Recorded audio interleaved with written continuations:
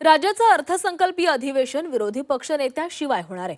अंबादास दानवेंची विधान परिषद सदस्यत्वता संपुष्टात आलेली आहे. विधानसभेनंतर विधान परिषदेतील विरोधी पक्षनेते पदही आता रिक्त झाले. दोन्ही सभागृहात विरोधी पक्षनेता नसताना अधिवेशन भरवलं जाणार आहे. संख्याबळाच्या दृष्टीनं विचार केला तर काँग्रेस हा मोठा पक्ष आहे. मात्र अद्याप विरोधी पक्षनेते पदाबाबत कोणताच निर्णय घेण्यात आला नाही. येणाऱ्या अधिवेशनामध्ये दोन्ही सभागृहामध्ये विरोधी पक्षनेता असणार नाही. त्याचं कारण आहे की जे घटनेने दिलेले नियम आहेत त्यानुसार 10% संख्याबळ हे कोणत्याच पक्षाकडे नाही आहे. म्हणून विरोधी पक्षनेता नेमता येत नाही. तरी जर नियम बाह्य जर करायचं जर ठरलं तर त्याचा अधिकार फक्त विधानसभा अध्यक्षाला किंवा सभापतींना आहे. म्हणून ते काय निर्णय घेतात हे पाहावं लागेल.